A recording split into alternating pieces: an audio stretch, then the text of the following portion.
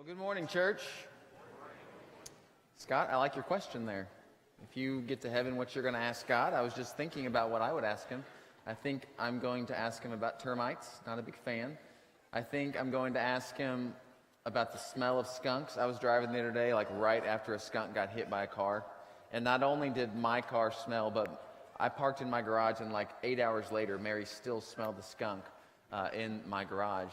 And then the third thing I'd say I'd want to ask God would be Oklahoma. Why earthquakes and tornadoes? Like, you could do one or the other, but it gets pretty frustrating that we have both.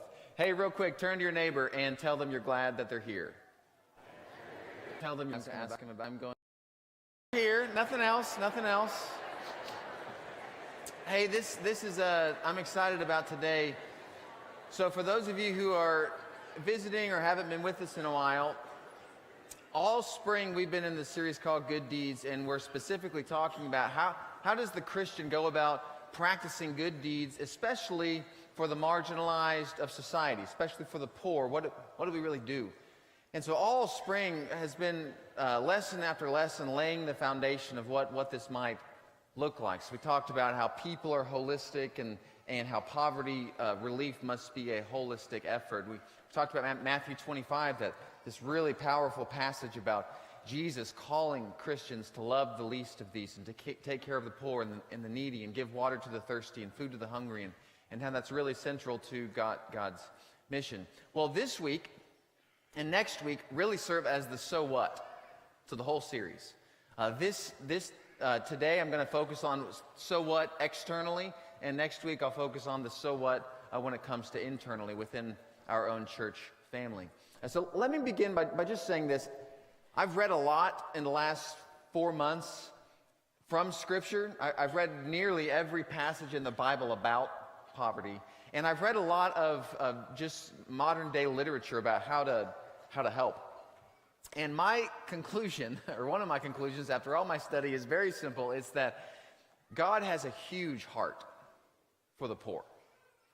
Like, you can't explain it away. In fact, I'll give you I could give you literally hundreds of passages. I'll start with 3 here just to remind you of how much God cares about the poor. Psalm 140, verse 12. The Lord secures justice for the poor and upholds the cause of the needy. Proverbs 14:31. Whoever oppresses the poor, this is such an important one. Whoever oppresses the poor shows contempt for their maker. But whoever is kind to the needy honors God. God cares about the poor. Or one more here. Proverbs 29. The righteous care about justice for the poor, but the wicked have no such concern. So over and over and over, you can't get away from it. God cares about the poor, and he really wants his people to care about the poor. This is in the Old Testament. This is in the New Testament. In fact, even passages that some of us like to bring up, trying to explain away God's heart for the poor. For example, John 12:8, where Jesus says, the poor you will always have with me. Even those are taken out of context. Because when Jesus says the poor you'll always have with you, he's actually quoting an Old Testament passage from Deuteronomy. And if you put this one on the screen, Deuteronomy 15 says, there will always be poor people in your land. Therefore, I command you to be open-handed towards them. So the point is, yes, there will always be poor, but that means there should always be compassion. So from Genesis to Revelation, Old Testament, New Testament, Jesus, the prophets, everybody talks about we as Christians, we have to care for the poor. That point, to me, could not be more clear. The application of that point could not be more messy. I know the Bible thinks this is a really, really big deal. However, I'm struggling as far as how do you really apply that today? For example, Oklahoma City, we made the news a few years ago. There was a panhandler down by the Outlet Mall, I-40 in MacArthur, and he was panhandling, and some police approached this man and said, hey, you're going to have to get off this property. You don't have a permit here. And they got in this argument. And one of the things that the police officer said to this man, his name was Shane, is the police officer said, sir, you need to get yourself a job. And Shane looked back at the police officer and said something which is just so heartwarming. This is I'm lazy. and I made $60,000 doing this last year, why would I go get a job? Doesn't that make you just feel great about the world? Like, don't you just want to have him over for Thanksgiving? Like, this is terrible. Like, no, stories like this make me so uncomfortable. Because, again, I can't get around. This book says we've got to help the poor. But then I read stories like that and I think, but I don't want to enable that guy. In fact, it sounds like giving to this kind of a person does more harm than good. You know this feeling. I'm sure everybody in the room at some point has been approached by someone in a parking lot, or you're walking down the street, or someone just comes up and starts talking to you, and they start going into some story, and you find yourself having no idea what to do. Because part of you thinks, man, this person might be legit. They might really have a need, then maybe I could help them with the need. And then the other part of you thinks, I might just be getting worked over right now, and I might be being abused by this person who is trying to misuse the system. So how do we stay faithful to this book, the ancient words about poverty, but be truly helpful to the modern world of poverty? Well, there's good news about this problem with good deeds, and here it is. We're not the first group of people in the world to have a desire for benevolence, but also an awareness of exploitation. Because that's what's going on. Desire for benevolence, awareness of exploitation. What do we do? The good news is, even in Scripture, there is at least one passage, probably others, that actually help us with this very fundamental question: what do you actually do? Most passages in the Bible about poor people are really just about having a heart for the poor. But as I said a few weeks ago, having a heart for the poor is good, but having a plan for the poor is better. And there at least is one passage which does help us think through, what do we do? And that passage is 1 Timothy chapter 5. If you have a Bible, I want you to turn there because I really want to look carefully at Paul's words to Timothy here. Now, to give you some background here, this is not a passage about the poor. It's actually a passage about widows. But there's a principle here that I think we can apply to our engagement with people in poverty. So what's going on in the church at this point is that the first century church has a benevolence program. We don't know a whole lot about this. We know there's a list, and somehow you can get on this list, and if you're on the list, you receive help from the church. The kind of help that they received would probably be food, maybe money, and maybe shelter. This is probably somewhat of an adaptation of what we see in Acts chapter 6. In Acts chapter 6, they develop a program for widows in that chapter. This is probably a similar version that Paul's talking about in 1 Timothy 5. The problem is some widows are benefiting from the system and some widows are abusing the system. So here's Paul's advice to Timothy. He says, give proper recognition to those widows who are really in need. So already he's hinting at there are some widows who really need your help, and there are some widows who probably don't need your help. So he goes on, verse 4. If a widow has children or grandchildren, these should first of all learn to put their own religion into practice by caring for their own family, and so repaying their parents and grandparents, for this is pleasing to God. Now, side note here, this is a great passage for caretakers, and there's a lot of caretakers in the church. And so if you're a caretaker and you wrestle with, am I doing any good? This is so hard. Nobody knows what I'm doing. Nobody cares about what I'm doing. Realize that sometimes caring for a parent or caring for a grandparent is the primary way sometimes that you can put your faith into practice. So know that if that's you, you're not alone, and Scripture really affirms what you're doing. Now, back to the main train of thought here. What Paul is saying here is that there are some widows which you should help. You should help.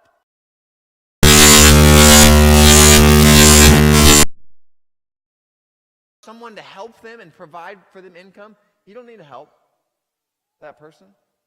In fact, he goes on, he gets pretty explicit about this list in verse 9.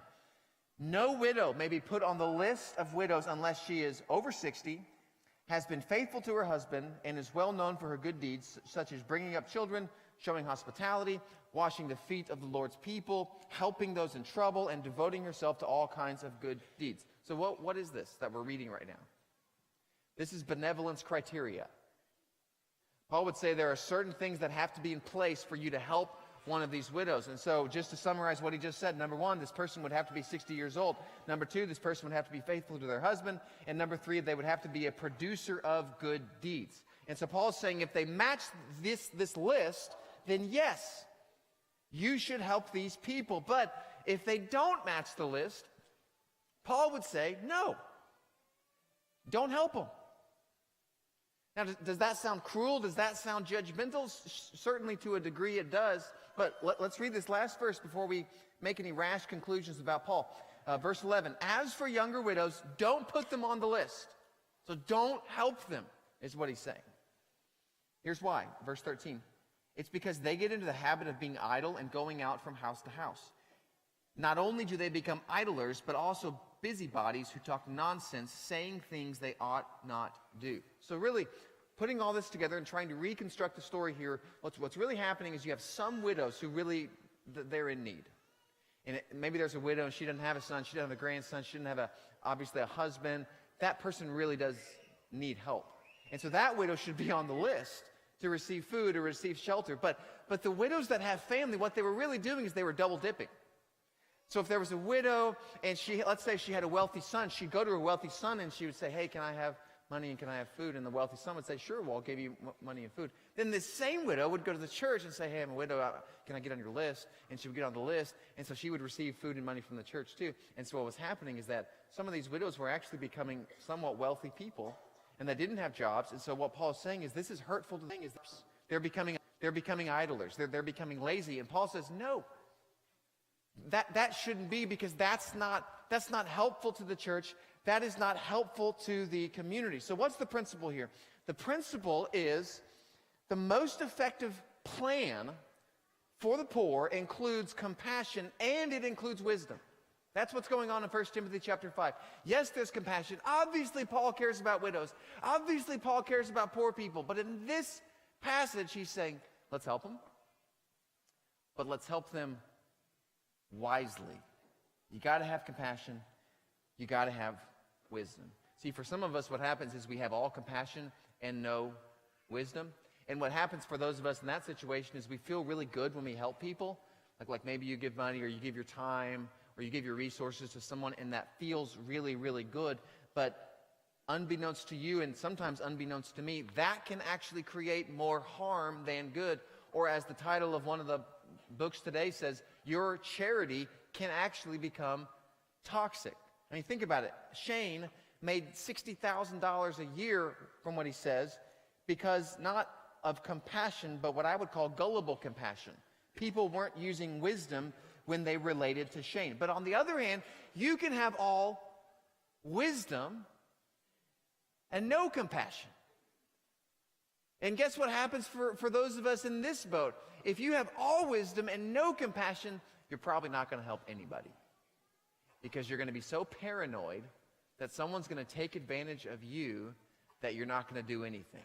You're going to be like the spiritual TSA. Like you just assume the worst of everybody and assume that everybody's out to get you, and you're going to assume that everybody's out to abuse the system. And so what's going to happen is because you're so concerned about not being taken advantage of, you're not going to help anybody. So the most effective plan for the poor actually has both these elements, wisdom and compassion. So I want to give you three ways to really live this out. Again, this is the So What sermon, so I'm going to try to get really practical about how you can practice wise compassion in your week, in your job. So here's the first one. Choose development more than relief. Now these two ideas come from the book When Helping Hurts. So relief would be a short-term product. So let's say there's a hurricane or a tornado. Relief is you go in, these people need food, these people need water, they need help rebuilding a house. It's short-term product. Development is long-term process. So development is what helps people get back on their feet. Development is helping a person re-engage society. Development involves friendship, mentoring, network, employment. Development values long-term personal growth over short-term personal fixes. I'll give you two examples. One example is a ministry called New Song. It's one of the best poverty alleviation ministries in the country. It's out of Baltimore. Well, the guy that started it Mark Gornick, years ago, he wanted to make sure that the fundamental principle of this ministry was we're going to develop people more than anything.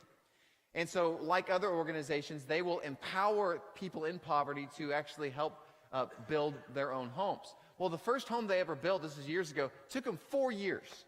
And a lot of people criticized his ministry, saying 4 years to build a small house, that's crazy. You're not going to be productive and you're not going to be efficient if you can't produce more houses. Now, here's what he said to this. I love this quote. He says, "We are interested not primarily in building homes, but in building people, leaders, community, and jobs." So what's he saying there? He's more interested in development than relief. I'll give you another story very close to home here. So one of our members gave me permission to tell this story. Skylar Moore, super godly man, one of our young adults here at this congregation. About 8 or 9 years ago, he and 2 friends approached me and said, "Hey, Phil, we really care about the poor, and we want to learn about people in poverty. So we would like to go live homeless for a week just to see what it's like." And they were just wanting me to pray for them before they did this. And so I said, wow, that's, I was, to be honest, I was concerned about their safety, but I was really inspired by their passion to care for these people. So I prayed for them, and Skylar and his 2 friends went down to Oklahoma City, and for 1 week, they just lived down there. They brought sleeping bags. They slept on the streets. They showed me some of the places where they slept behind dumpsters. They got rained on. They said it was way harder than they ever thought that it would be. So during the day, they would just walk around, and they'd meet people in poverty down in Oklahoma City, and they would try to learn where people went to get various needs. Well, after this experiment was over, I waited a month, and then I remember sitting down at lunch with Skylar, and I said, all right, tell me, what do we need to know about people in poverty? And I'll never forget what he said. He said, Phil, here's what I learned. At least in Oklahoma City, anybody can get a meal if they want to. There's a lot of organizations which will give people meals down there. If you're smart, you know where to get 3 meals a day. Anybody can get a bed. There's a lot of places that offer shelter for these people. But the one thing that I learned from being with these people for 1 week is that they are indescribably lonely. They have no friends, and they have no one to listen to them. And the best thing that I did for this past week, or the week that he did it, the best thing I did was I just sat and I listened to these people.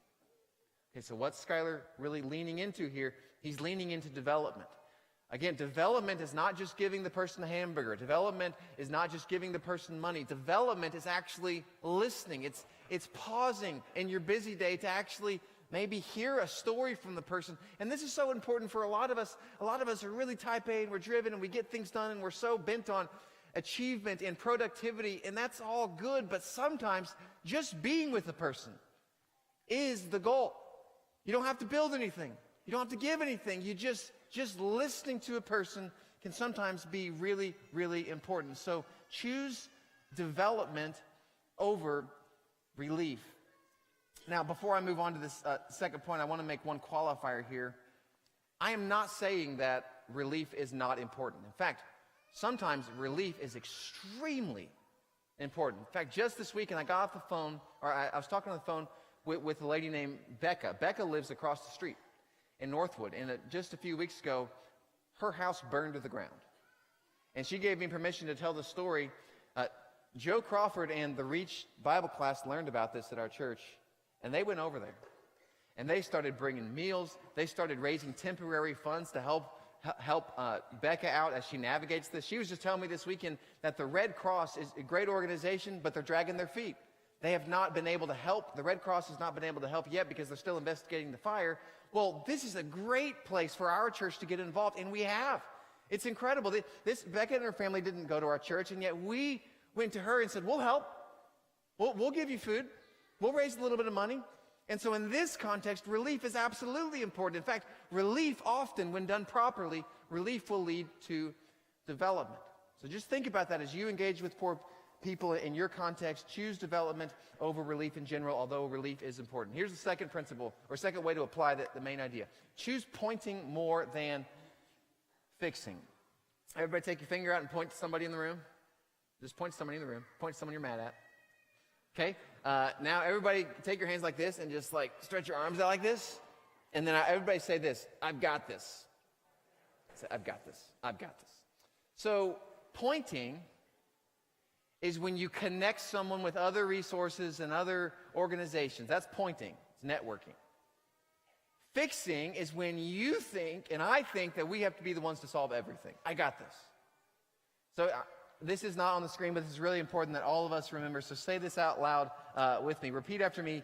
I am a resource. Not the source. All right, let's do that again. I am a resource.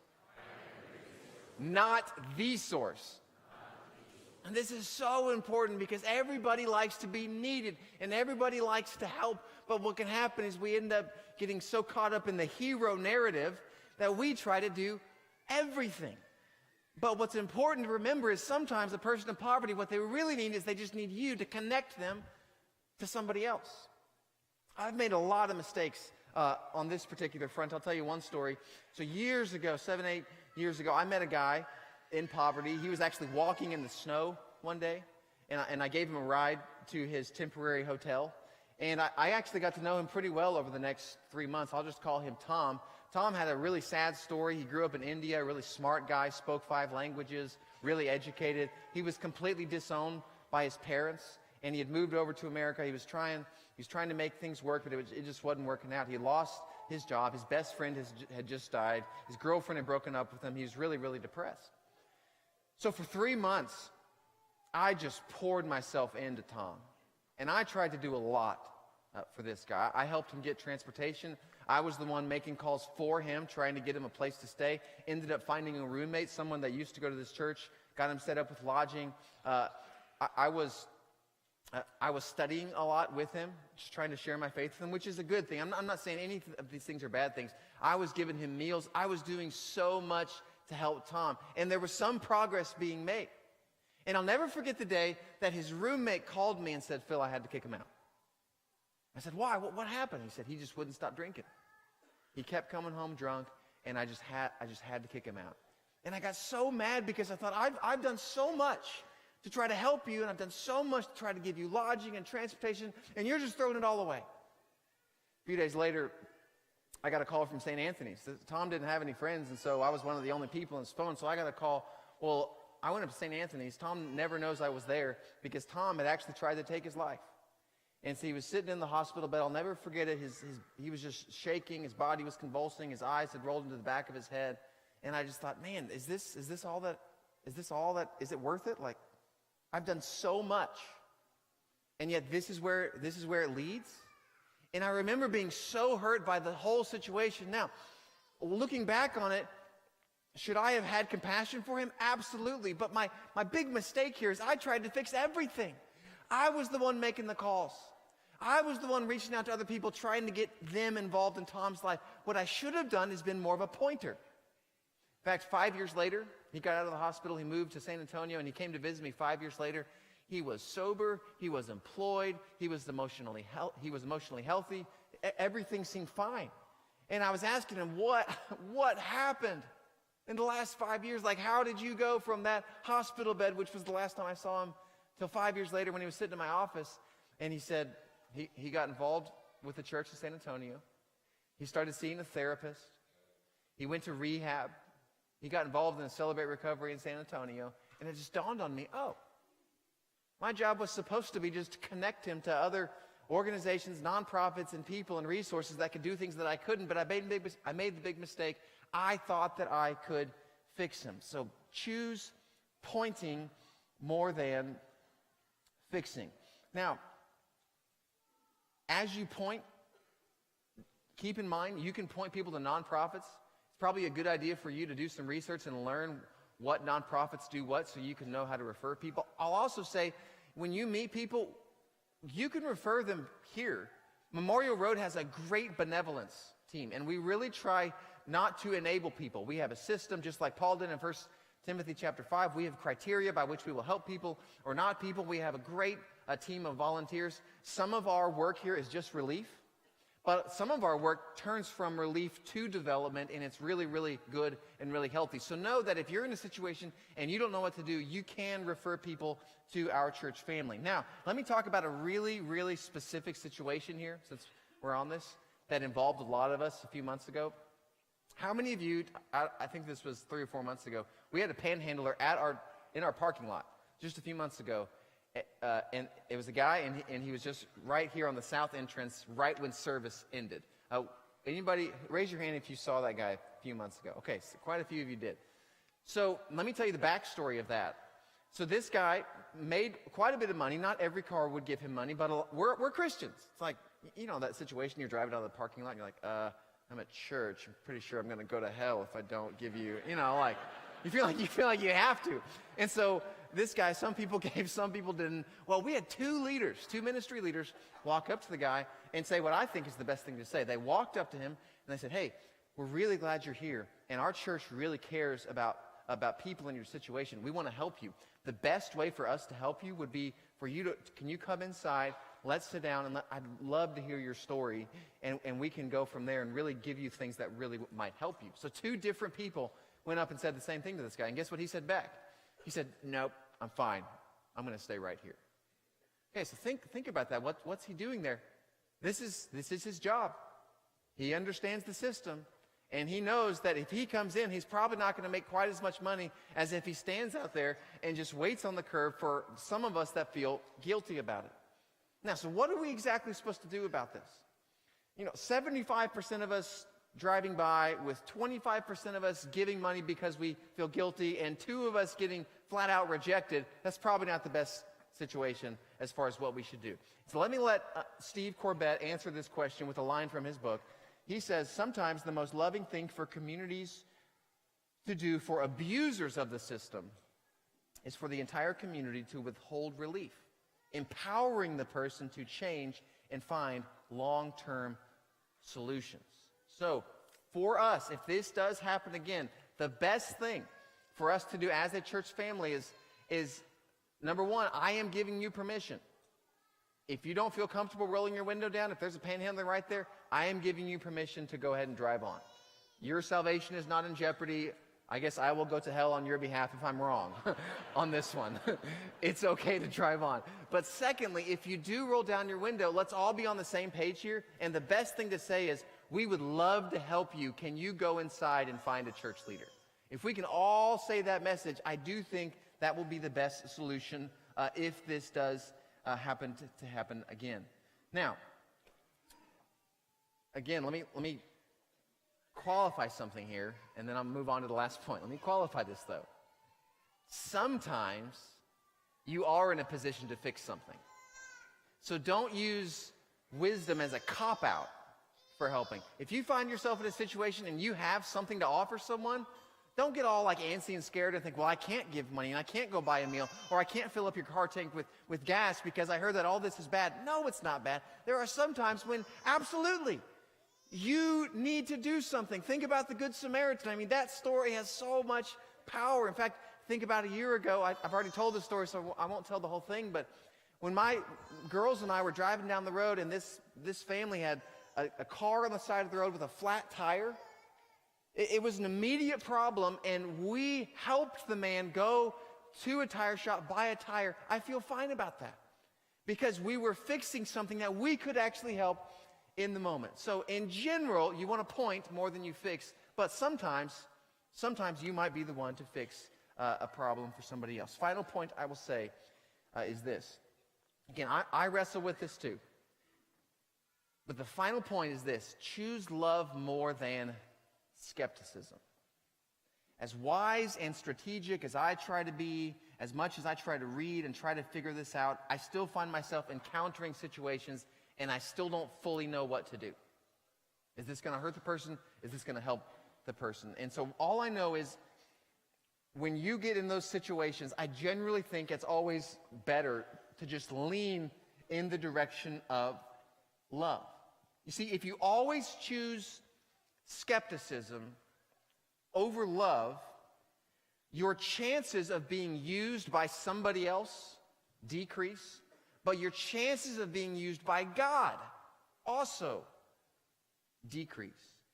And so if you find yourself in the situations not knowing what to do, I do think leaning into love is the better option. Knowing that sometimes love doesn't necessarily mean giving a handout, but generally leaning into love, whatever that means in your situation. I'll tell you one final story and then read a quote and be done. So my whole story with Tom, I have mixed feelings about it because I think I did I don't think I helped him in the right way, and I think that others might have done a better job. And I was really hurt, especially when all my efforts seemingly failed. But I'll tell you one moment that I look back on it and I think that was it. I'd do it over again. I'd do it 100 times. Skylar's involved in this story too. So Skylar Moore was helping me minister to Tom, and we found out that Tom hadn't had a birthday in about 8 years. Tom's probably 23 years old at the time. And so Skylar and a few other friends and me, we decided we're going to throw the guy a birthday party. Surprise birthday party. And so at his roommate's house, we got a big banner that said happy birthday. We bought him this new bike. We got him a few gifts. We got a big cake. And we stood there in the doorway, and he walked in, and we all yelled surprise to this person in poverty. And I'll never forget the look on Tom's face. He just totally broke down, started weeping. He said, "No one has ever done anything like this for me." Now, I might have got a lot of things wrong, and maybe I tried to fix when I shouldn't have fixed, but in that moment, throwing a birthday party for a guy that hasn't had one in a really long time, that's love. And I'm going to lean into that every single day. So when you find yourself not knowing exactly what to do, always err on the side of love. I want to read you one more quote, and then I'll be done. I think this really summarizes.